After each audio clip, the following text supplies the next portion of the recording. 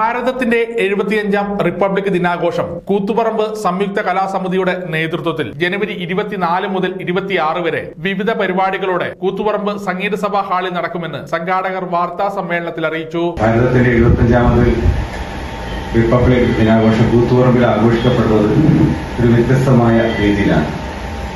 കൂത്തുപറമ്പിലെ പ്രധാനപ്പെട്ട കലാസംഘടനകളായ CKG theatres, Nalanda cultural centre, Thyagaraja institute of music, Malayala Kalanilayam, കലാദർപ്പണ, കലാഗുരുകുലം, Amrita Kalakshetra, theatre kitchen, Koothuparamba സംഗീത സഭ എന്നീ സംഘടനകൾ ഒത്തുചേർന്നാണ് ഇപ്രാവശ്യത്തെ റിപ്പബ്ലിക് ദിനാഘോഷം ആചരിക്കുന്നത്. അതിന്റെ ഒരു പ്രത്യേകത 24, 25, 26 തീയതികളിലായിട്ടാണ് റിപ്പബ്ലിക് ദിനാഘോഷം സംഗീത സഭയിൽ വെച്ച് ആഘോഷിക്കുന്നത്. അതിന്റെ ഏറ്റവും വലിയൊരു പ്രത്യേകത നമ്മുടെ രാജ്യത്തിന്റെ ഭരണഘടന, അതുപോലെ തന്നെ അതിന്റെ പ്രിയാമ്പിൾ, അതിന് പ്രാധാന്യം കൊടുത്തുകൊണ്ടുള്ള ഒരു പ്രവർത്തനം കൂടി അതിൽ ഉൾപ്പെടുത്തിയിട്ടുണ്ട്.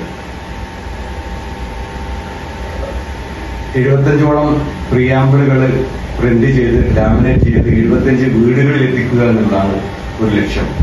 മറ്റൊരു ലക്ഷ്യം, നമ്മുടെ ഭരണഘടന ഏതാനും ചുരുക്കം ചില സംഘടനകൾക്ക് ആ ഭരണഘടന കൈമാറുകയാണ്.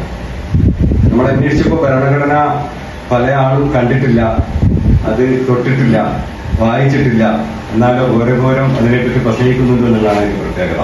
CKG theatres, Nalanda cultural centre, Malayala Kalanilayam, Thyagaraja Sangeetha Vidyalayam, Kaladarpana academy of music and dance, Amrita Kalakshetra, Kalagurukulam, theatre kitchen, Sangeetha Sabha എന്നീ കലാസമിതികൾ സംയുക്തമായാണ് ഈ വർഷത്തെ റിപ്പബ്ലിക് ദിനാഘോഷം സംഘടിപ്പിക്കുന്നത്. ഈ വർഷത്തെ റിപ്പബ്ലിക് ദിനാഘോഷം കൂത്തുപറമ്പിലെ കലാ സാംസ്കാരിക സംഘടനകളിൽ യോജിച്ചുകൊണ്ടാണ് 3 ദിവസം സംഘടിപ്പിക്കുന്നത് നേരത്തെ ഇവിടെ സൂചിപ്പിച്ചിട്ടുണ്ട്.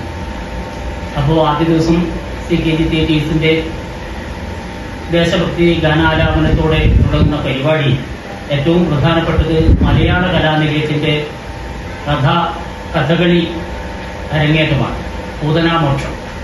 അപ്പോൾ കൂത്തുപറമ്പിന്റെ സമീപ പ്രദേശങ്ങളിൽ കഥകളി കാണാത്ത ആളുകളുണ്ട്, കഥകളി ആസ്വദിച്ചുകൊണ്ടിരിക്കുന്നവരുണ്ട്. അവർക്കെല്ലാം നല്ലൊരു രീതി എന്നുള്ള നിലയിലാണ് ഇത്തവണ നമ്മുടെ സംഗീത സഭയിൽ ഒരു കഥകളിയുടെ അരങ്ങേറ്റം സംഘടിപ്പിച്ചത്.